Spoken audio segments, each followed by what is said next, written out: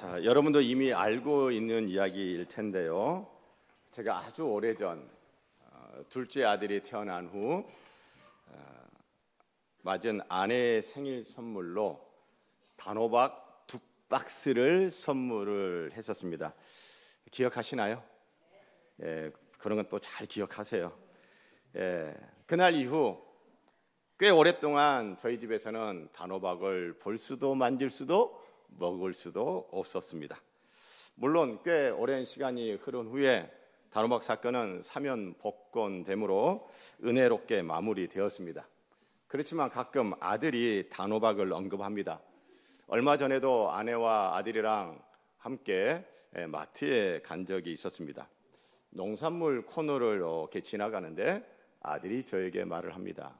아빠, 단호박이네요.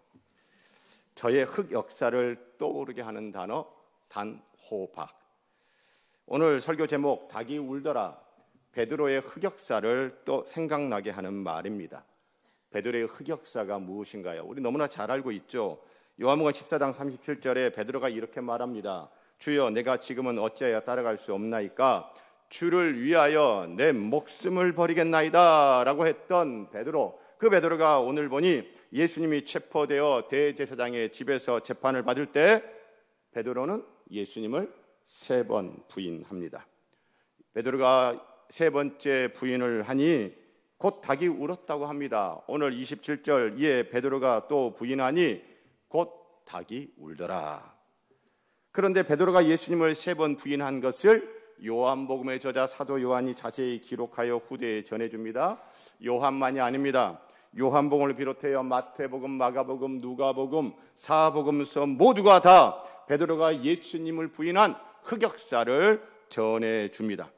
후대 교회가, 후대의 성도들이 두고두고 베드로의 흑역사를 전해 듣습니다. 심지어 가톨릭 교회는 성당 꼭대기에 닭 조형물을 설치합니다. 유럽 여행을 다녀오신 분들 혹시 기억나시나요? 유럽의 많은 교회 성당들 꼭대기에 닭 조형물이 있었던 거 기억하십니까? 우리나라도 닭 조형물을 설치한 성당들이 있습니다. 한번 사진을 볼 텐데요. 그 중에 한 성당의 사진입니다. 야경 사진입니다. 저녁에 찍은 사진인데 성당 꼭대기에 뭔가가 있죠? 저게 바로 닭 조형물이에요. 이제 낮 시간에 저 똑같은 성당 낮 시간에 저 조형물만 클로즈업한 사진을 한번 보겠습니다. 딱 무엇이죠? 닭이에요. 제1대 교황, 초대 교황이라는 베드로의 흑역사를 상징하는 닭 조형물. 가톨릭 교회는 왜 닭 조형물을 성당 꼭대기에 설치했을까요? 베드로가 예수님을 부인하니 곧 닭이 울더라고 알려주는 성경이 우리에게 말하고자 하는 것은 무엇일까요? 성경은 후대 교회와 성도들에게 무엇을 바라며 베드로와 닭 이야기를 전해주는 걸까요? 우리 성경 본문으로 들어가 보십시다. 오늘 본문은 3개의 단락으로 되어 있습니다. 첫 번째 제1단락은 15절에서 18절이고요. 두 번째 2단락은 19절에서 24절이고 마지막 세 번째 3단락은 25절로 27절입니다. 첫 번째 단락과 세 번째 마지막 단락은 그 내용이 무엇이냐면 베드로가 예수님을 부인하는 내용이고요. 가운데 두 번째 단락은 예수님이 재판을 받는 내용입니다. 그러니까 샌드위치 구조예요. 예수님을 부인하는 베드로의 그 이야기가 예수님이 재판을 받는 내용을 앞뒤로 감싸고 있는 구조가 오늘 성경 내용입니다. 자, 그렇다면 예수님이 재판받는 이야기부터 한번 들여다보겠습니다. 자, 예수님이 재판을 받는 시간대가 어느 시간대인가요? 새벽 시간입니다. 27절 끝에 곧 닭이 울더라. 꺾여 꺾여. 해 뜨기 전에 닭이 우는 새벽 시간대라는 것을 암시하고 있죠. 그리고 28절은 아주 명시적으로 말합니다. 그들이 예수를 가야바에게서 관중으로 끌고 가니 자, 시간이 어느 시간대라? 새벽이라. 자, 여러분, 재판은 일반적으로 어느 시간대에 하나요? 낮 시간대에 합니다. 오늘날 현대도 그렇고 과거의 고대도 마찬가지입니다. 사람들이 잠자는 새벽 시간대 재판하는 법은 없습니다. 재판은 일반적으로 낮 시간에 하는 거예요. 그런데 새벽 시간에 재판을 한다? 굉장히 이례적인 방식입니다. 그리고 그 재판의 속도를 한번 볼까요? 24절 보세요. 안나스가 예수를 결박한 그대로 대제사장 가야바에게 보내니라. 28절 그들이 예수를 가야바에게서 관정으로 끌고 가니 새벽이라. 29절 그러므로 빌라도가 밖으로 나가서 그들에게 말하되 너희가 무슨 일로 이 사람을 고발하느냐. 제가 정리해 보겠습니다. 첫 번째 누구에게 재판을 받습니까? 안나스. 두 번째 안나스가 누구에게로 보냅니까? 가야바에게 보내져서 가야바에게 재판을 받습니다. 그리고 가야바가 예수님을 또 누구에게로 보냅니까? 빌라도에게 보냅니다. 안나스, 가야바, 빌라도 세 번의 재판이 진행이 되어지는데 여러분 세 차례 재판을 했는데 그런데도 아직도 시간은 어느 시간대예요? 새벽이라. 야, 대단합니다. 재판을 세 차례 하는데 아직도 새벽이에요. 그 짧은 시간에 신속하게 빨라도 보통 빠른 재판이 아닙니다. 굉장히 이례적인 방식, 굉장히 이례적인 절차, 굉장히 이례적이면서 굉장히 신속한 재판. 예수님을 죽이기로 결정해놓고 예수님을 죽음으로 몰아가는 사람들, 당시 성전을 중심으로 한 당시 수구 기득권 세력들의 행태입니다. 이런 불의한 수구 기득권 세력들 어떻게 되나요? 주 70년 로마 군대에 의해서 예루살렘 성이 함락되어지고 예루살렘 성전이 파괴되어집니다. 성전이 없어지니 어떻게 됩니까? 성전 제도는 붕괴되어지며 제사장 체제는 해체되어집니다. 결국 수구 기득권 세력은 몰락합니다. 이렇게 불의한 재판관들에게 불법 재판을 받으시는 예수님의 모습은 어떤 모습인지 한번 다시 볼까요?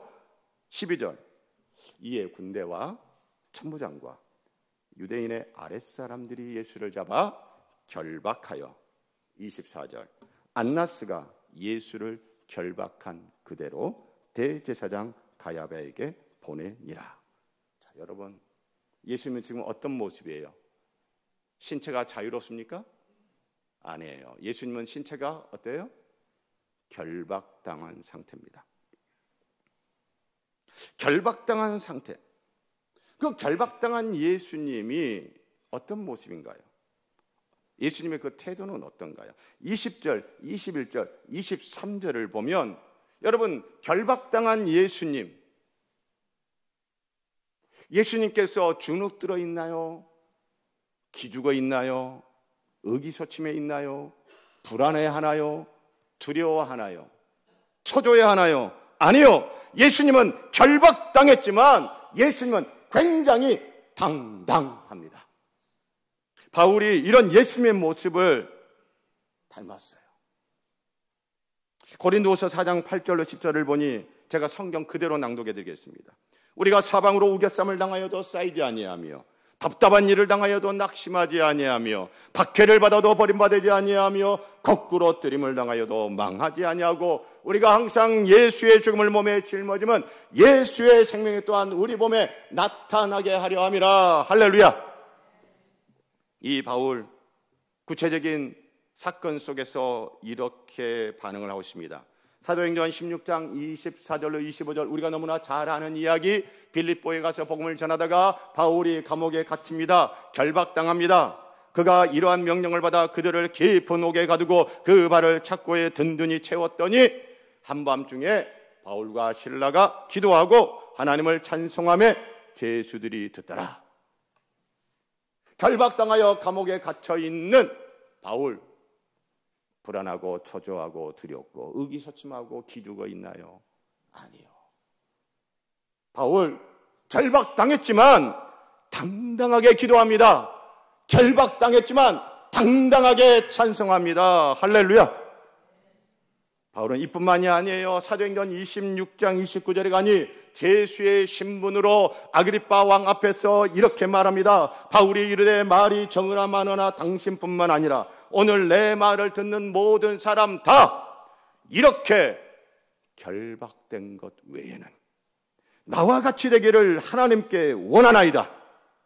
바울 결박당했지만 당당하게 신앙을 고백합니다. 결박당했지만 당당하게 그리스도임을 밝힙니다.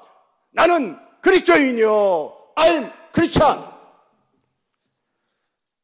제가 사랑하는 성도 여러분, 이런 당당함으로 사는 한 주이기를 축복합니다. 이렇게 당당한 예수님의 모습과 예수님을 부인하는 베드로를 오늘 성경은 극명하게 대조시켜 보여주고 있습니다. 이제 베드로를 들여다볼까요? 베드로를 이렇게 소개합니다. 15절 함께 낭독합니다.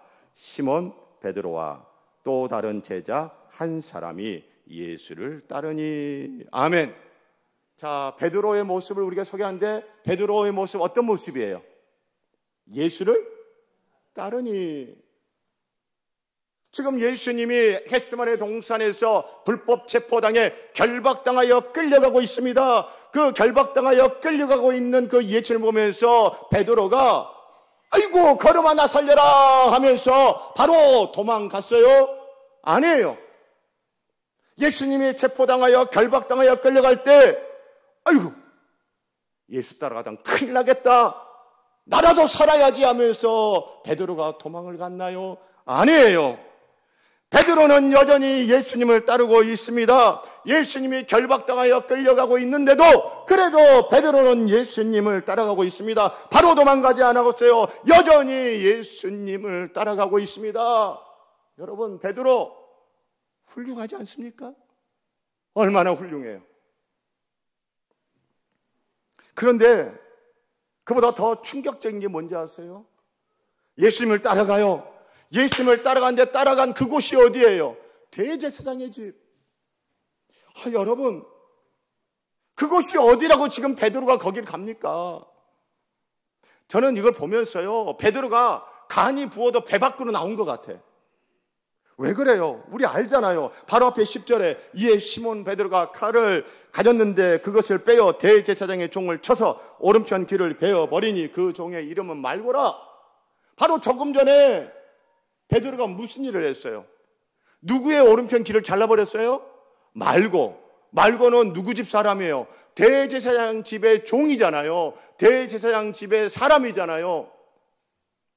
그런데 예수님이 끌려가는데 어디로 간다? 대제사장의 집으로. 이 예수님을 따라가면 베드로 어디로 가요? 대제사장의 집에. 그러면 베드로 입장에서 대제사장의 집에 간다는 것은 기쁜 일이에요? 위험한 일이에요? 위험한 일입니다. 베드로는 조금 전에 대제사장 집의 사람들에게 자신의 존재감을 확실하게 보여줬어요. 칼 확 빼가지고 대제사장 집의 종 말고의 오른편 귀를 확 빼버렸어. 다들 화들짝 놀랐을 거 아니에요. 우와! 누구야? 그때 얼굴 확인했을 거 아니에요. 이제 베드로는 대제사장 사람들에게 경계의 대상이에요. 저놈 조심해야 돼. 칼을 휘둘러가지고 말고의 귀를 잘랐던 놈이야. 이제 베드로는 여주의 인물이 되어 있는 거예요. 베드로가 그걸 모릅니까? 이제 예수님을 따라가 좋아. 따라가는데 예수님을 따라가면 그곳이 자기에게는 어떤 곳? 안전하지 않은 곳. 그것이 어떤 곳? 위험한 곳. 그것이 어떤 곳? 어려움을 가져다 줄 곳. 실제 그랬어요. 26절에 보세요. 대제사장의 종 하나는 베드로에게 귀를 잘린 사람의 친척이라 이르되 내가 그 사람과 함께 동산에 있는 것을 내가 보지 아니하였느냐. 조금 후에 그 대제사장 집에서 대제사장 집에 또 종 하나가 귀 잘린 말고의 친척 중에 한 명이 내가 조금 전에 겟세마네 동산에서 너 봤어. 네가 우리 친척 말고의 귀를 칼로 확 베어버린 거 내가 봤어. 너 예수의 제자잖아. 금방 들통날지. 바로 그런 곳으로 베드로가 따라가고 있어요. 여러분, 이 베드로 어떻습니까? 쫄봅니까? 아니에요. 보통 용기가 아닙니다. 멋지지 않습니까?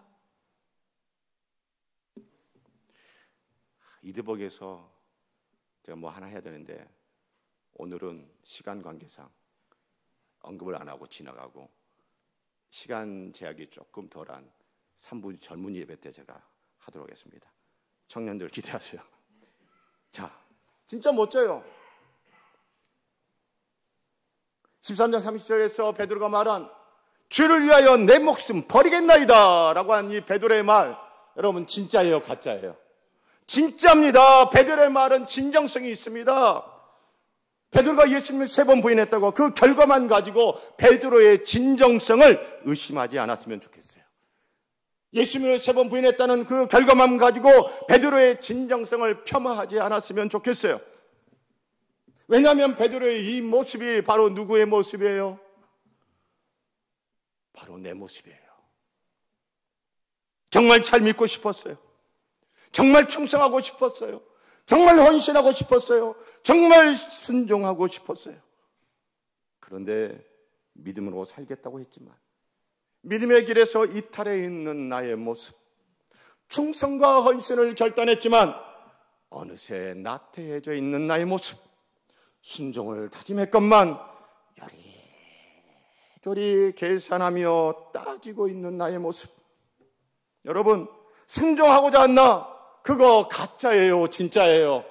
진짜잖아요. 충성하고 헌신하고자 했나? 그거 가짜예요, 진짜예요? 진짜잖아요. 믿음으로 살고자 했나? 그거 여러분 가짜예요, 진짜예요?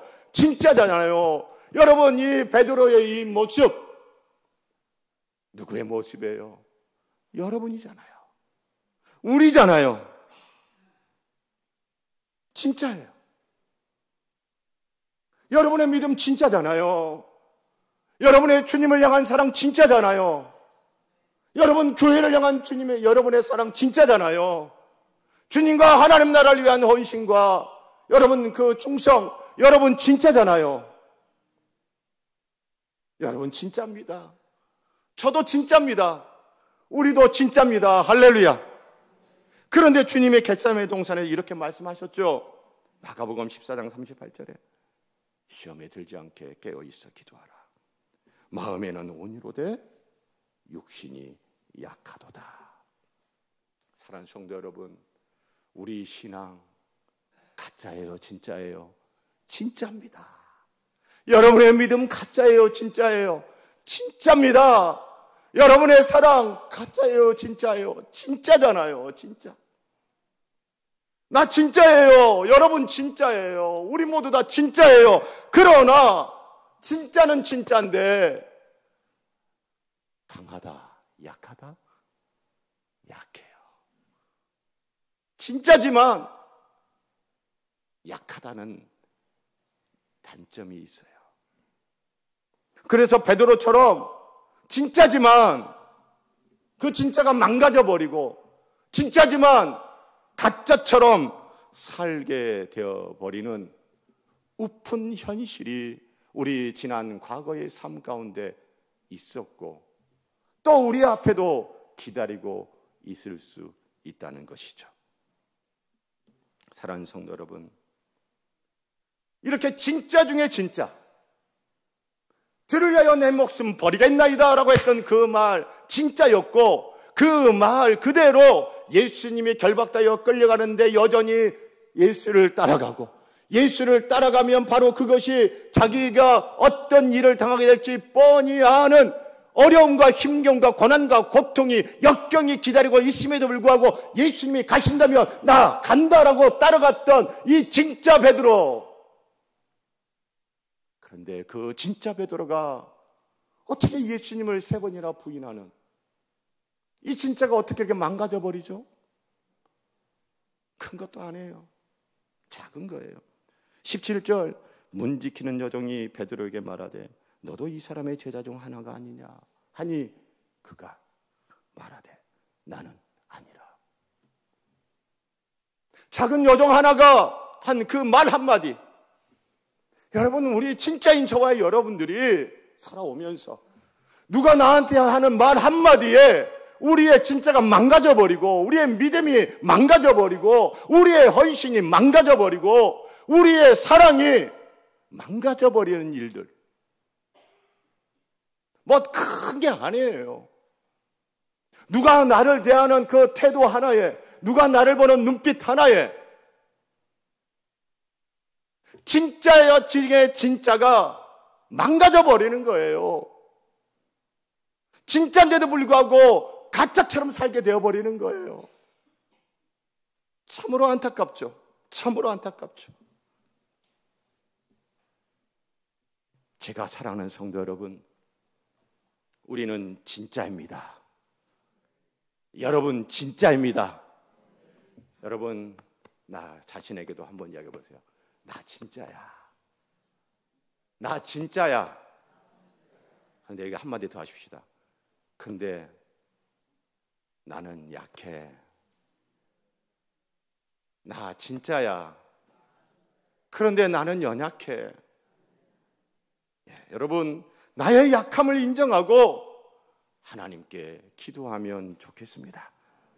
그래서 진짜인 여러분과 제가 가짜처럼 살지 않았으면 좋겠습니다.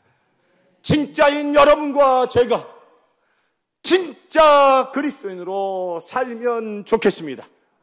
진짜인 우리가 진짜 그리스도인으로 살기를 축복합니다. 기도하겠습니다. 하나님 아버지, 우리는 진짜입니다. 그렇지만 연약합니다.